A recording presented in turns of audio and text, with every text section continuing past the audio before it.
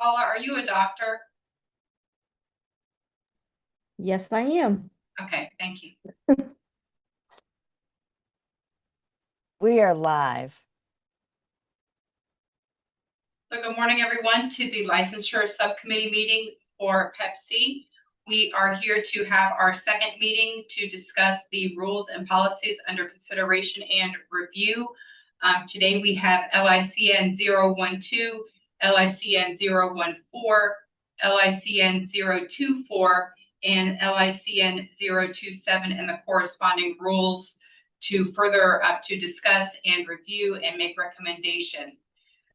So without further ado, we will go ahead and jump into LICN 012, which I believe is Ms. Patton to bring forth her review and comments around that particular document.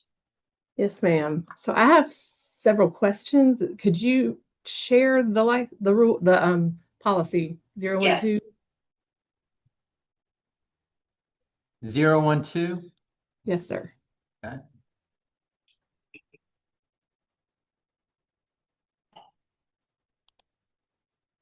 Are you seeing it on your screen now? Yes, ma'am. If you'll scroll down to section 2. So, That reading me? Yes, ma'am. Okay. So it says each student services personnel license shall be classified as one of the following 4. In the original policy, there were 7, one of which was instructional technology specialist, which I think got moved to what Mr. Probst was talking about on Friday. It was with admin. Yeah, it's an administrator. The other 2 not mentioned there are the audiologist and the speech language pathologist, but they are discussed later in the document. So yeah, this reflects, so currently we do not issue a State Board of Education license in speech language pathology because it is under the purview of the Professional Licensing Board, the NCBOE SLPA. These rules and policies extend that to include audiologists because they are also licensed by that board. And so for a matter of consistency, we are going to go ahead and accept the license from NCBOE SLPA and not issue a State Board of Education license in audiology. That's why they are removed from this list, is because they will no longer be State Board of Education licenses. They will be that we will receive the license from that organization in both speech language pathologists and audiologists and do what we call salary authorization. That is, we will situate them on the salary schedule where according to their credential and experience, but we will not be issuing them a State Board of Education license. So then Ms. Hoskins has scrolled down a little bit. When they're described in 7 and 8, is that still appropriate or do those need to be removed? No, it's still appropriate because there's some, especially on the audiologists. So this is, so audiology is now, no one offers a master's in audiology anymore. It's only at the doctoral level. However, this provision allows the continuation of the master's level license insofar that as the person achieved that master's degree prior to October 1st, 2007, and continuously held licensure with the NCBOE SLPA from that time, continuously from that time. So that's in statute, and we need to preserve that in statute. I mean, that statutory language in the policy, even though it doesn't apply to anybody who's completed an audiology program in the last 18 years. Okay. Do we need to add additional information up here in the policy around section 2 to say, like, the NCDPI will class, like, each student services personnel license issued by NCDPI shall be classified as one of the following, and then add in a new number 3 specifically saying, or maybe move up the audiologist and speech path numbers to make that more clear from the very beginning. I'm not sure. I'm just asking because I don't want there to be confusion when we mention them later in the policy. Well, they're mentioned later in the policy to point out that in order to serve as a school audiologist, you've got to hold the license from Okay. BOE SLPA. And furthermore, you could hold it at the master's level, provided that you earn that before October 1st, 2007, and continuously held licensure with that organization or with that licensing board. I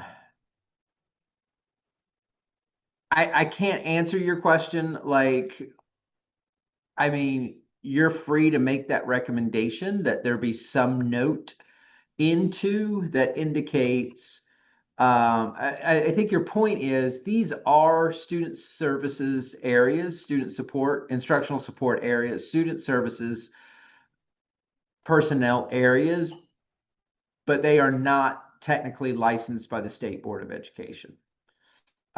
If you want to make that recommendation, I don't see that as a problematic recommendation.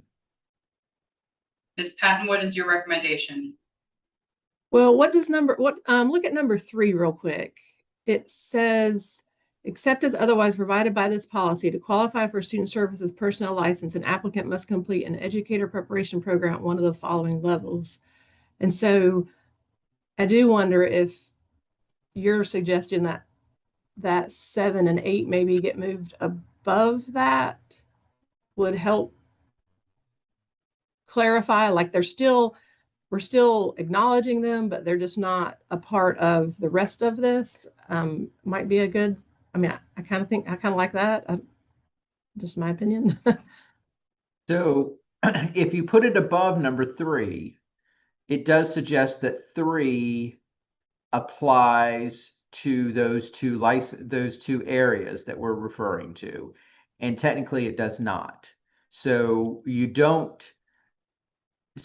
the difference in 7 and 8 is you are licensed by the Board of Examiners if you hold the master's or doctoral degree in, let's say, SLPA. That could potentially change how you're situated on the salary schedule, but it doesn't have anything to do with the issuance of a license because we're not issuing a license. So I would prefer that 3 not govern those licenses or those licenses. They are licenses. They're just not our licenses. We're going to look to, I don't think that the NC BOE SLPA issues like a master's level license and a doctoral level license. What we do is we say you have the license. Yes, they do. Oh, they do? Great. Yes, they That's have perfect. They have M and D. So if they issue it at the M or the D, we would issue it at that same. We situate them on the salary schedule. Now, Susan, we would have to look at the degree completion rate to situate them as a D, right? Yes, you read my mind. Yeah, the SLPs, So yeah, we would be audiologists. looking for the 8113 for the D because the minimum requirement for purposes of salary is an M. It's very tricky and very confusing. I will not disagree. Is there a way to do something in 3 then, or in 2 then, that just acknowledges that those are further in the policy so that people who are looking for them, where they found them before in that same list, they can find them faster? Like to note that we acknowledge that those are part of the student services. You mean like list them and then just put a hyphen salary authorization only, something like that? Something like that, maybe. So I don't know. I'm just To that, I'm going to defer to your team, Ms. Patton. We don't, if you're asking if DPI has any objection, we do not. And that would be a decision for your team here to decide if that's helpful. You can certainly request it. I have a question. Would it be just easier in 7 and 8 and just say that there's not a separate license issued by DPI?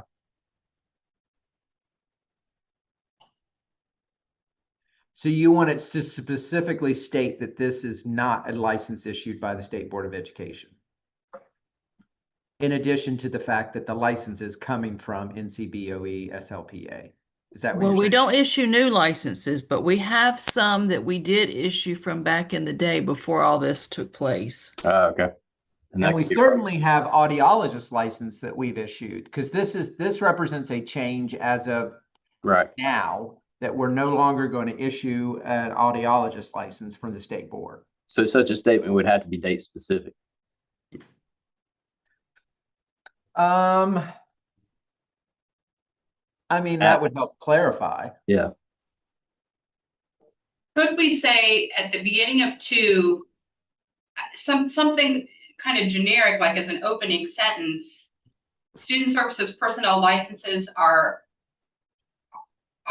issued by NCDPI and or another governing body, and if we want to be specific, and then have the following are issued by NCDPI, ABCD, the following are issued by the NCBOE, whatever those other letters are, and then have audiologist and speech path as a second comment under 2.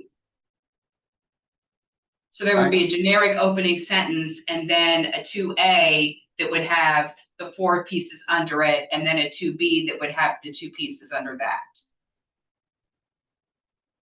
Yeah, you can I mean, I think that's Mhm. a reasonable recommendation to make. Right. Ms. Patton, how does that sit with you? Perfect. I just felt like it needed to be acknowledged earlier on somehow, so it doesn't get, feels like otherwise it's buried further down. Got it. Thank you.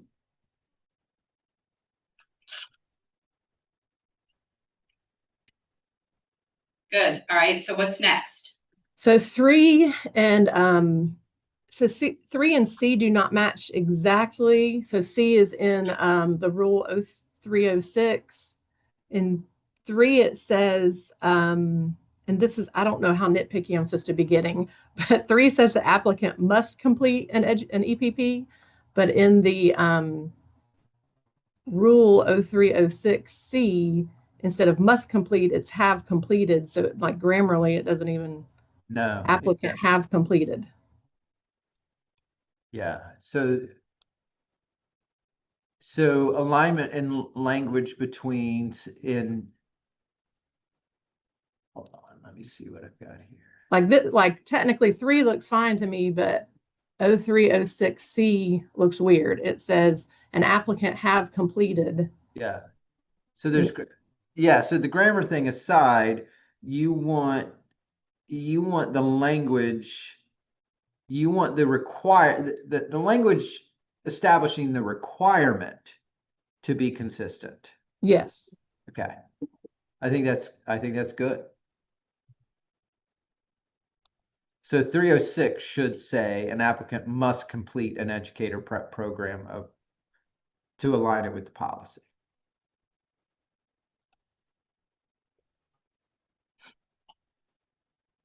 Okay, I'm trying to get there. Hold on.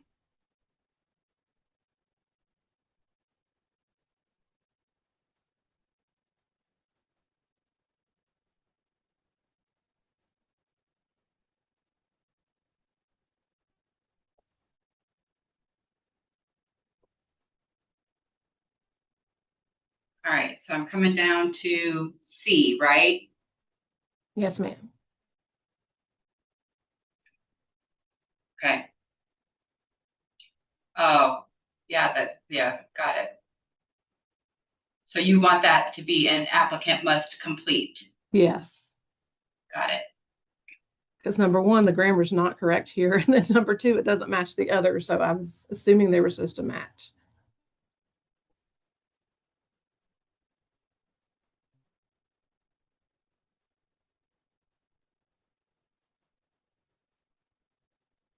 Good. What's next? Right. So 4, back on the policy. Yeah.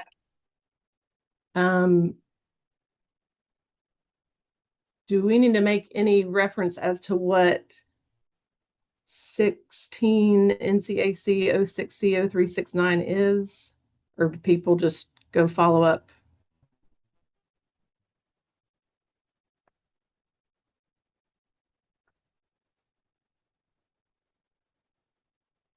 I think the idea is that you would follow up with that particular rule. Okay. So I have a different question on this, and I apologize, folks. This is just. I have another question on it too, so I'm curious if it's the same. So the way this reads to me is you're only eligible for a license at the highest degree level at which the applicant completed an EPP, and that is absolutely true. So we only issue a license at the M level if you've completed a prep program at the M level, the master's level. We only issue a doctorate if you've completed a prep program, not that you've completed a degree at that level. So it really points to the prep program. This, however, suggests to me when I read it that if you qualify for graduate salary pay under 0.0369, then you also qualify for the level of the license, which I don't think is right. Blair, what I'm feeling like it's saying you're only eligible for a license at the highest degree unless you qualify for the salary. And if you qualify, that suggests to me that if you qualify for the salary, you also qualify for the license level, which is not accurate. Well, and I was wondering, is that related to like I felt like the wording prohibits those people who get the S level for the 60-hour master's programs, but don't technically have the specialist degree? Would that exclude them? Well, so that's the third rail of this whole thing. So we're not going to touch the S level. But I see your point. But I don't think it does. I think it's not kind of offsetting the S level, giving you the S level because you're qualifying for the salary. I don't think it's specific to the S level. My reading of this is it would apply to any level. So the way that reads to me is if I had a master's degree that predates that I completed a course before August 1st, 2013, I would qualify for graduate pay. But I did a residency program at the A level and only got an A level license, but I qualify for grad pay. The way this reads to me is that you could only qualify for the A level unless you qualified for the salary of an M level, and in which case you would also qualify for an M level on the license. Now, that's not what the intent is, but that's to me the way this reads somewhat. And I'm really curious as to how other people are reading that. And That's Tom, how I read it. the other thing is there's two sort of aspects of the graduate salary. One is you're paid because the degree is on the license. The Mhm. other is graduate pay approval. Yeah. And I'm not sure and I that think- how that factors in here. This looks like it's conflating licensure and salary authorization. I think it is very much so. And now I think it's an easy fix. To me, it should read an applicant is only eligible for a license at the highest degree level at which the applicant completed an EPP, but the applicant may qualify for graduate pay under blah, blah, blah, blah. That kind of parses the thing and makes it very clear that just because you've got a master's degree, you don't get an M-level license. You may get paid for it if you meet the requirements, but that doesn't have anything to do with the level of the license. And I think that's what we're trying. I think the way this reads, I think somebody could easily argue that if they both qualify for master's pay, but only did an A-level program, that they would qualify for an M-level license. And and we need to be very clear, that's not the intent. That's not the way it works. And I don't know why that escaped me the first time I read this. Was that what you were going to point out, Ms. Patton? Well, I didn't know what that policy or whatever that 0369 meant. What I was concerned was if I graduate with a master's degree from a 60-hour program where I'm actually going to get paid at the S level, is this saying that they only get the master's degree or do they get the S level degree? So that's what I was worried about, but I didn't know what the 0369 was. So let me help clarify that for folks. And this is a huge point of confusion in the field.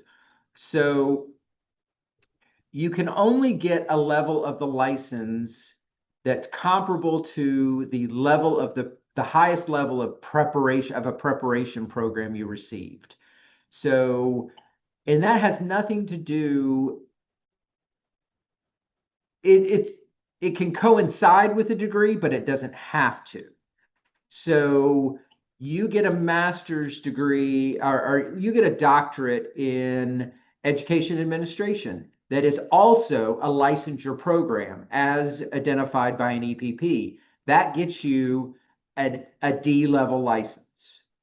You could, however, do an EDS program in a superintendent's, for superintendents, educational leadership. You could do an EDS program that is also a prep program. Then you are issued the license at the EDS. Later, you go back and do a doctorate in educational leadership. That's not a program. You could be paid at the doctoral level, but your license, because you completed that doctorate, that's not a program. You could get salary authorization to be paid at the doctoral level, but your license would still reflect the EDS.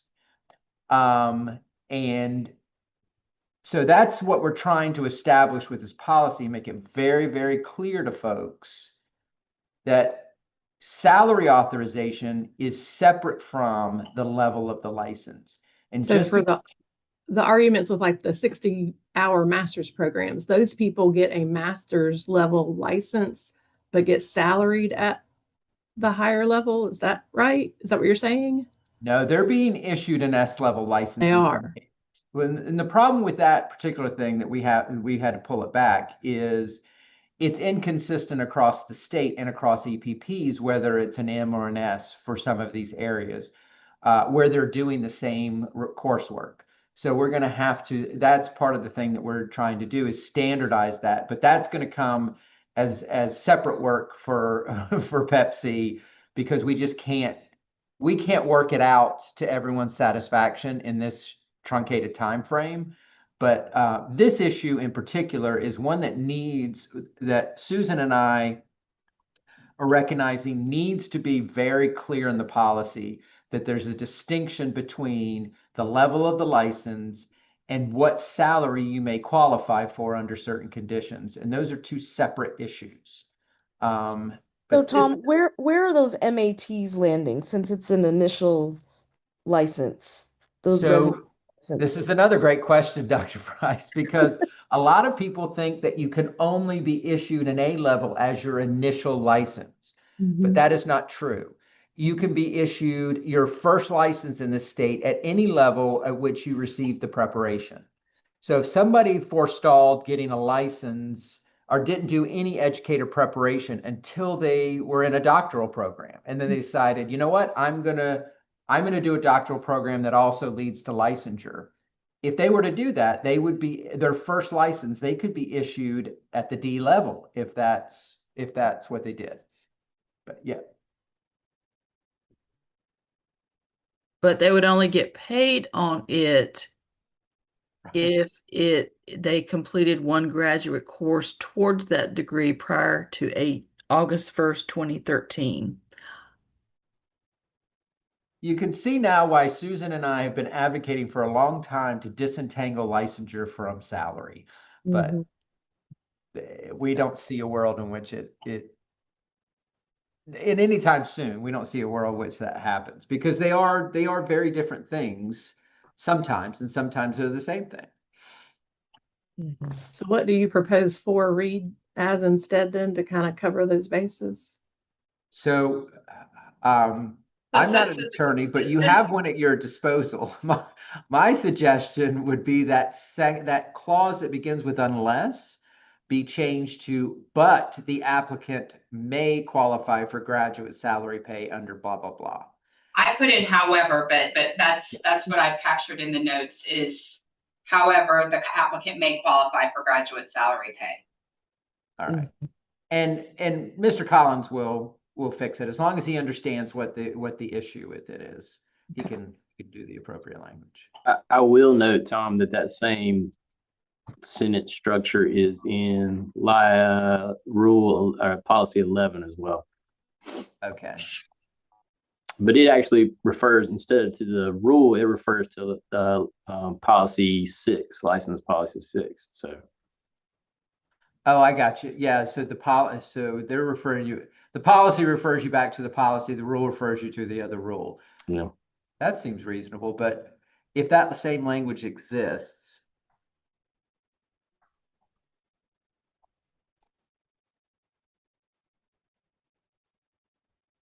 Do I need to go back to policy 011? Would that be helpful? that same language is in there. yeah, number 6. Thank you. Yeah.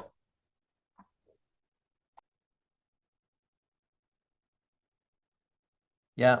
All right. Kim, if you'll, well, either way, either on the spreadsheet or in the notes, if we can cross-reference that problematic language back to LIC and 001. Is 001 y'all's? Oh, it's y'all's anyway, so that's good. All right. Yeah, and that was in 6. Yeah. Yes. Okay. Okay, I'll catch her. All right, Ms. Patton, what else in 012? Okay, so I'm just making sure, even though number 3 says that everything's an M level, an S level, or a D level, because it says except as otherwise provided by this policy, when you look at number 5, school social worker is just an A level, that's okay, correct? Yes, so school social work is the exception to the student support The specialist only one. requirements. The only one that can't be issued below a master's. Okay, just making sure. All right, then 6, and then it says, so in 2, where we listed the different classifications, it's a school psychologist, but here it says school social psychologist. Do we need to strike the word social? Oh, wow. I would say yes. Yeah. I would say yes too. Yeah. And that's also in the rule 0306F. It's the same wording. Okay.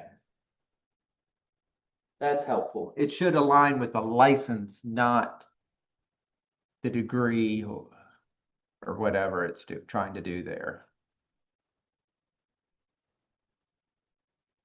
And then on that same line, it says, shall require preparation at the advanced/specialist or doctoral degree level, but I didn't know if, so in the rule 0306F, it just says specialist. It does not have the advanced slash. So do those again need to match? Does the advanced part matter?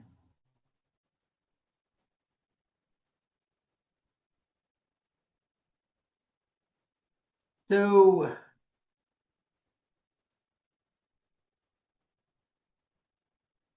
I would prefer taking the advanced out of the policy in number 6, because if we're going to call it a specialist license, let's just call it a specialist license. Yeah, and that's what it So refers to. technically, a master's degree is an advanced degree, so I don't want to confuse the issue. Mhm. I And think 3 only says specialist. It doesn't say advanced slash specialist either. So for 6, we need to strike social and strike advanced. yeah, I think that's Got right. it. And then again in 0306F, it just has specialist, but it needs the word social striked out. Okay.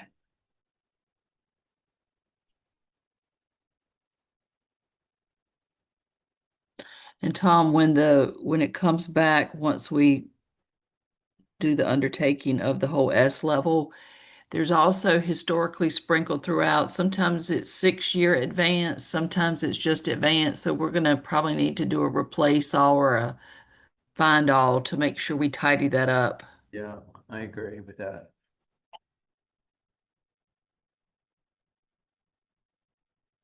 Hey, what else? All right, and 7, just for clarification, it says that school audiologists must hold a doctoral degree unless they obtained a master's degree prior to 2007. So which level license do they get? Like, do people who had the master's degree prior to 2007 still only get the master's license? That's correct. Okay. Yes, they would still have the master's level. The problem is a master's in audiology is no longer a thing. It's only a doctorate in audiology. So, but this policy allows the grandfathering of those people who held it as long as they remain continuously licensed by that professional board from October 1st, 2007 forward. And so this has nothing to do with salary, whether salary is matched depending on which license you've got. Like, that's nothing we have to worry about. Oh, it Yeah. could. It could possibly, but it doesn't necessarily. If they hold the masters and are maintaining the license, we would pay them at the master's level. If between, so it's confusing. If let's say they finished a doctorate, not in audiology necessarily, for the purposes of raising their license with the SLPA, we could pay them, give graduate authorization, but we're going down a rabbit hole there. This is Okay. further Yeah, complicating the intricacies of licensure and salary. All right, just asking. So Right. 8, school, this is, I don't know all the details. So school speech language pathologist holds master's or doctoral. Is there no specialist possibility in between? No, No. the Is Board it of possible? Examiners only issues M's and D's. Okay. I didn't know, because like number 5 says a bachelor's degree or higher. I didn't know is it possible that S level could come later? Or should we just say master's or higher? Or is it okay as it is? Well, I think by saying masters or doctoral to the exclusion of a specialist kind of indicates that there is no specialist for this. If we say masters or higher, it could give the impression that somebody could be a specialist in that area. And there's no, like, that's not on the forefront, I guess, is what I'm asking. Is that a possibility that it might come down the line or not? Really? We couldn't anticipate that because we're accepting the license from the NCBOE SLPA. This is not a state board. Oh, gotcha. Okay. I think, and so school counselor and media coordinator aren't mentioned with any special things, is that right? Like, there's no separate clause for any of those? No, they follow the general rules. There's no kind of Okay. carve out or exception to their preparation. Okay. Then I also have that number 9 is the same thing we talked about, I think, Friday with Mr. Probst. The first year exam exemption requirement thing, and how a lot of feedback was asking who will monitor the attempt in the first year, and will the state board revoke a license if the applicant didn't attempt during the first year and all that stuff. So I can't remember exactly what we talked about on Friday, but does that, whatever decisions are made there, does that also apply here? It would, yes. And technically, it's not a revocation, it would be an expiration, like, Okay. of the license. The license would just expire because of its provisional nature. But yes, it's the same problem. So we just need to note that whatever is decided on the other policy That's needs to be indicated here as well. So yeah, something like need to understand the attempted first passed by the third requirements in relation to this license area.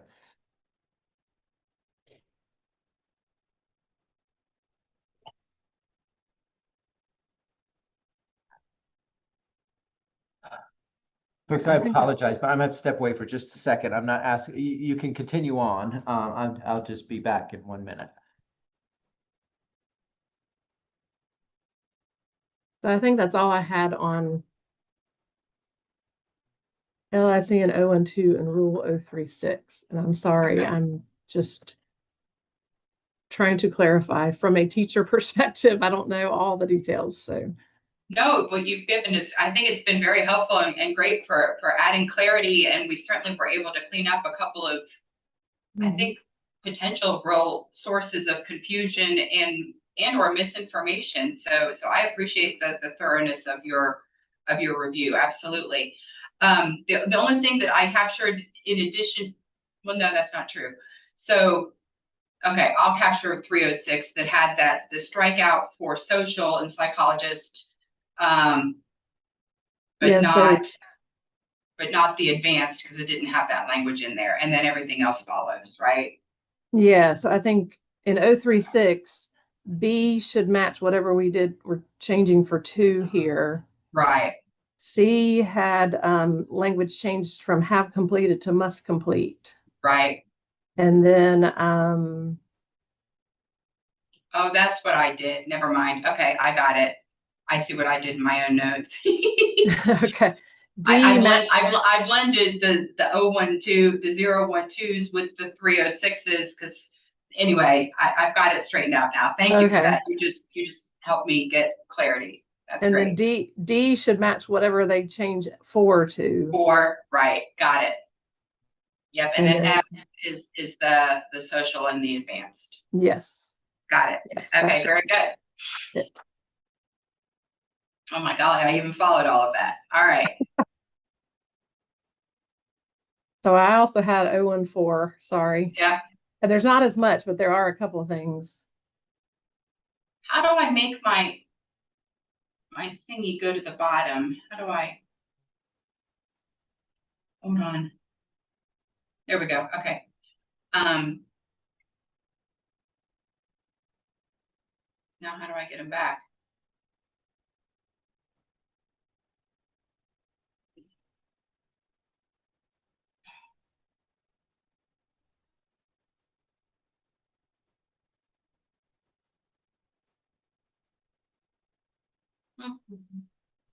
Okay, I hid my ribbon of controls because I couldn't get to my banner at the top of like all my tabs, and now I can't get back to Oh, my sharing thing. Oh, there it is. I got it. Nope.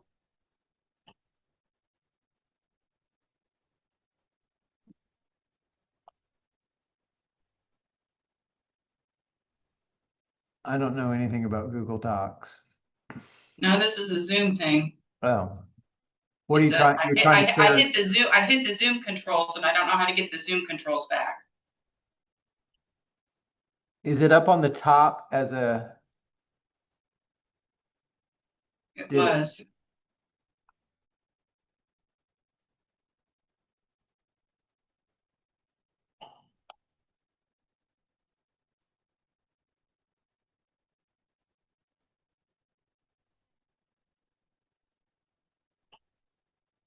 There we go.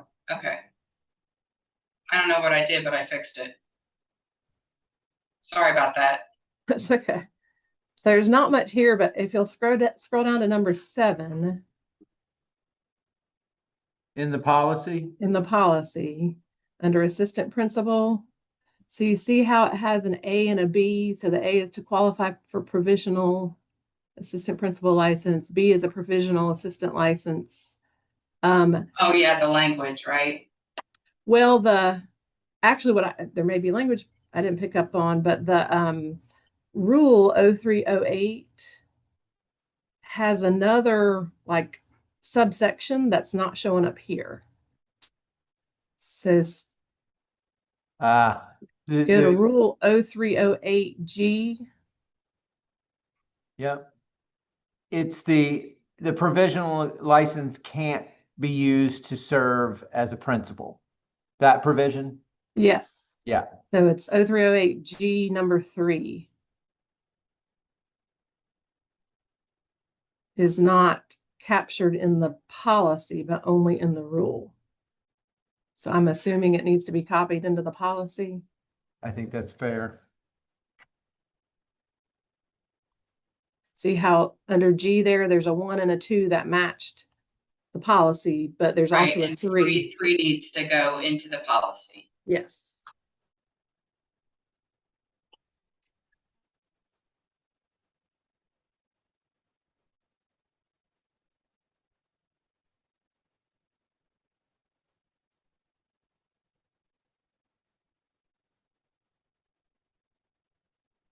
Got it? And then there were 2 typos that I didn't pick up on, somebody in the feedback did. So if you look at back in the rule, I think the license is okay unless you noticed a, Back in the policy? yes, ma'am. Okay.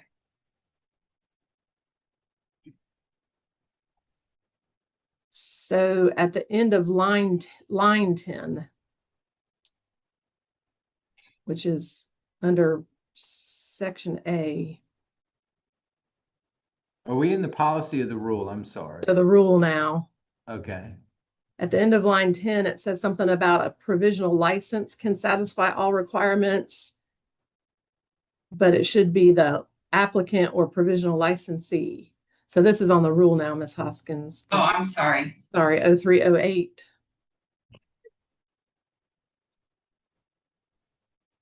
I'm coming. Unless the applicant satisfies all requirements to or the licensee. Yeah, so on line 10, it says where otherwise specified below, a provisional license shall expire after 5 years unless the provisional license satisfies all requirements. Yeah. So that second at the very end, you were there. Go back up. Oh, Sorry. sorry. And under Right A, away. so all the way up to A,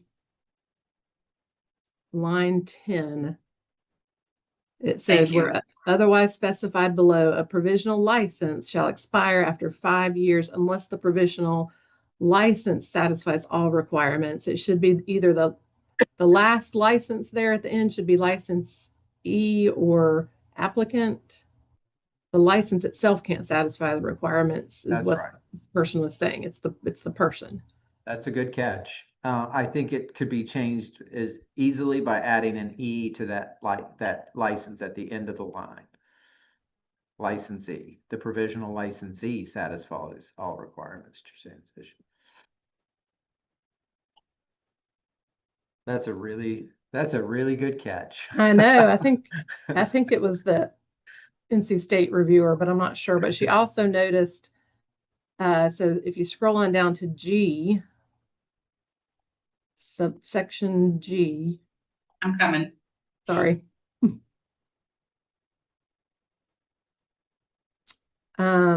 It's talking about assistant principals.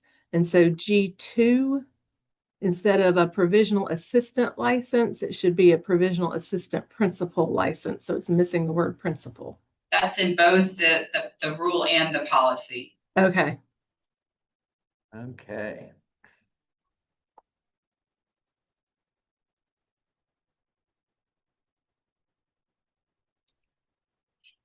And he got it right in 3, but he missed it in 2. Mm-hmm.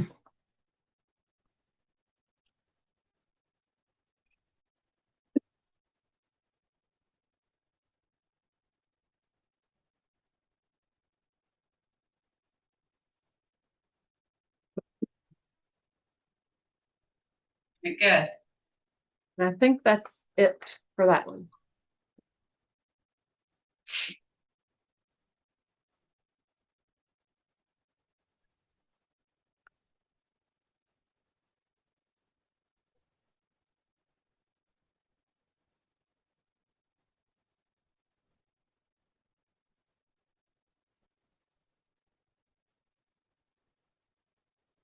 All right, good.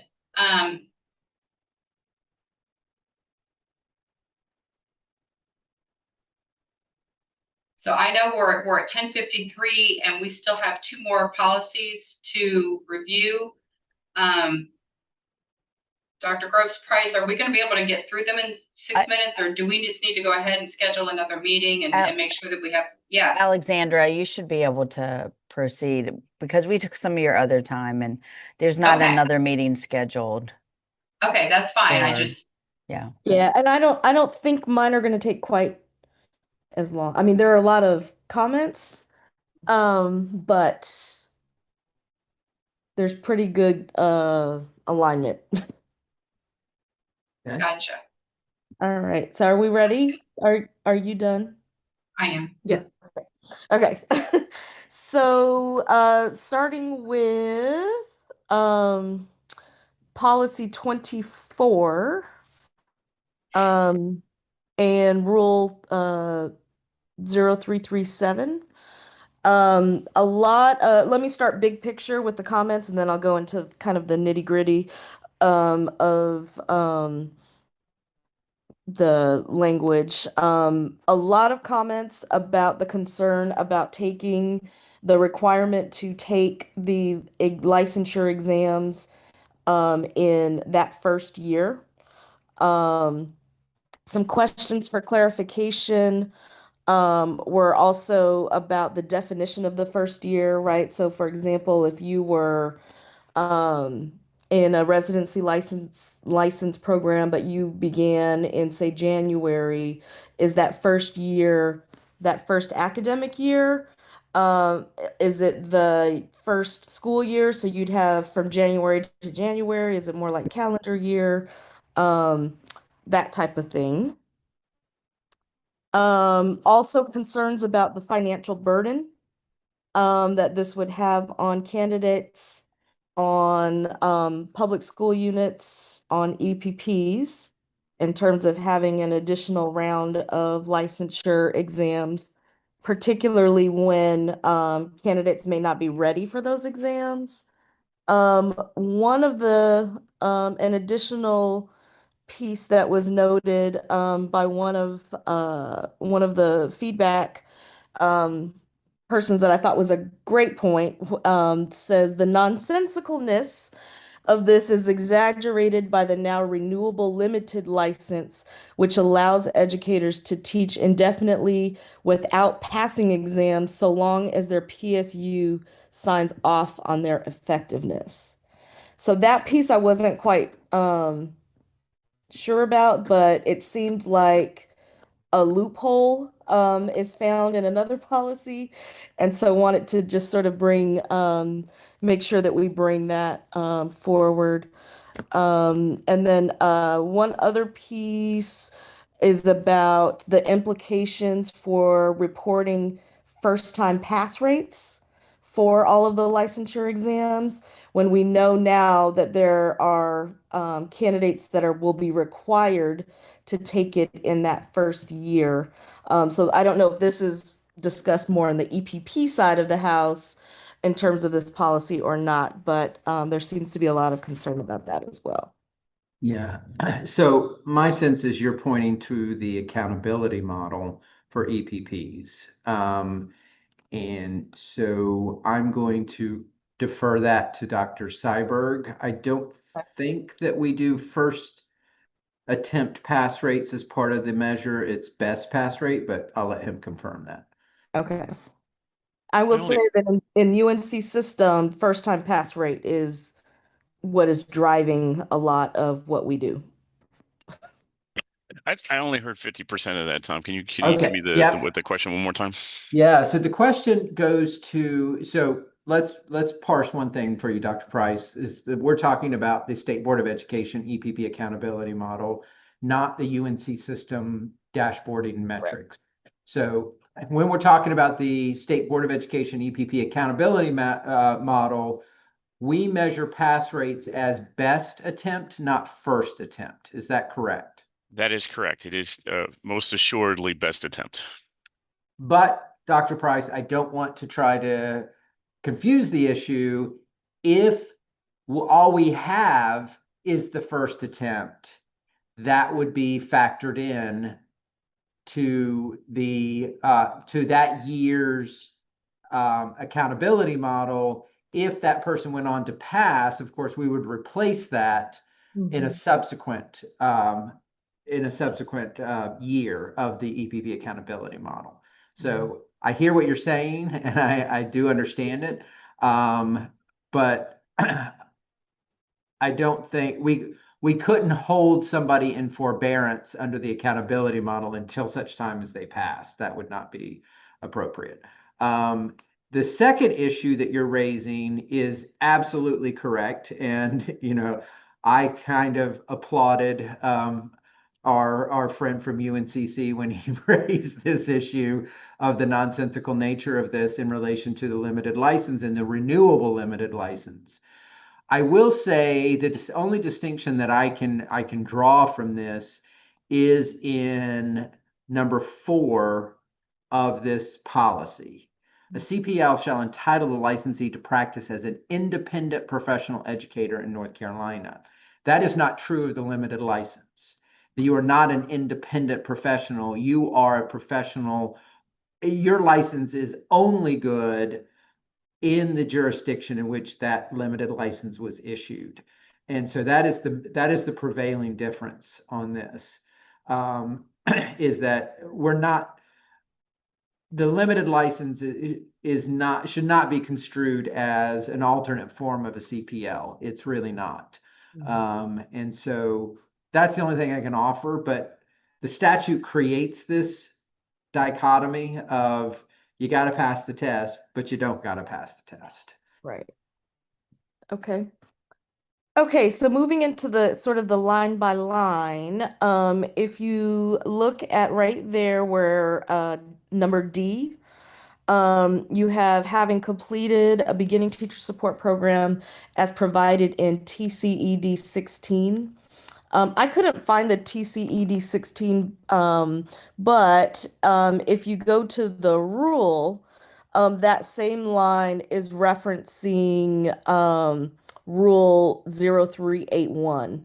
So I just wanted to bring it to the experts who knew if that actually was comparable or not, because I wasn't sure what TCED 16 was. Yeah. TCED 0016 is our beginning teacher support policy. Okay. And 381 is the corresponding rule. Okay. That is being recently went to the board for some initial changes. That policy in the associated rule is undergoing some kind of pretty big revisions in itself. So we can't really tell you it is exactly as it is going to be. It's still under process. But I do want to point out that Mr. Collins, in what he's doing here, is within a policy, we cross-reference another policy. In a rule, we cross-reference the rule. Okay. So that's why they're different in these cases.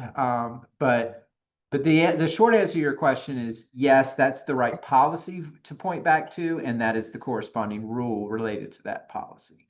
Okay, great. Because that was the second thing, was down below in B, it's referencing 0360C, and then in the policy it's referencing LICN 030.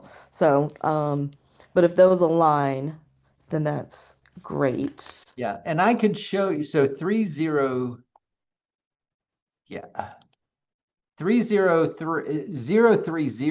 is the policy, is the renewal policy.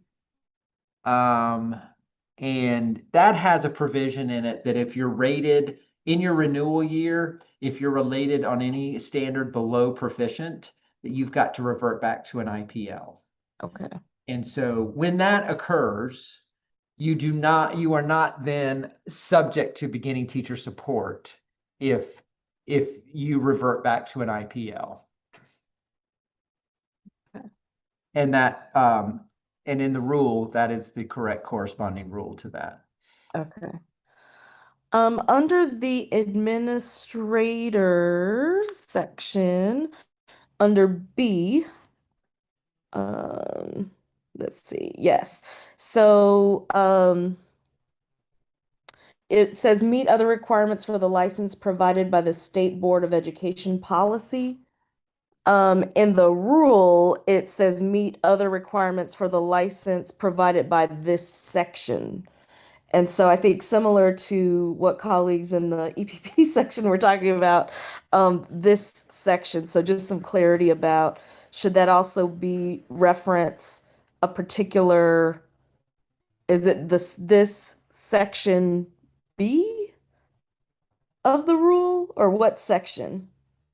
Okay, so we're on 024. 337, it's line 28.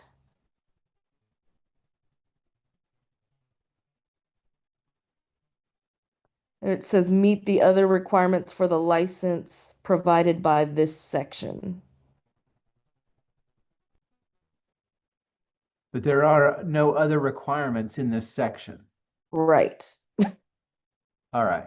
So yeah, we need to note that because he may need to cross-reference to LICN 00011 Mm-hmm. rather than saying in this section, because 011 has the requirements related to an administrator license. Right. Because the policy says the requirements required by the State Board of Education policy. So wouldn't he cross-reference it with the rule in this one, Tom? In this one, he should cross-reference it with the rule, which would be 0.0305. Yeah. And in the policy, he should cross-reference it with LICN 011. Because Okay. 011 contains all those things like you have to have 4 years as a licensed educator and things like that, other requirements of the license. Okay. That's good. And then similarly, although I think this is now correct, but I had marked under that number 3, it says to meet the requirements of LICN 025. And in the rule, it was referencing 0344C, but I do think that is correct. Now that I understand more about what. Yeah. 025 should be out of state. Yeah. Yeah. So, and then the corresponding rule on that is 344. Yes. Okay. Okay. Okay, and then so that's all I had for that one. It was really more about, the concern from the field, especially about the exam being required in that first year. And then for the next one, which is the lifetime license, I do not have. I don't think I have anything. There was nothing that stood out for me other than making sure that LICN 007, which is referenced under number 3, does actually correspond to the rule, which is line 26.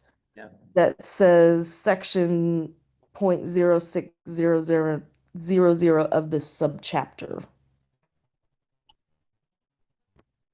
So, okay.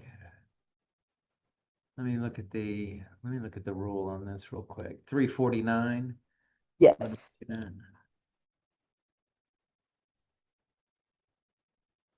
Other than that, all of the language completely matches. Yeah. So section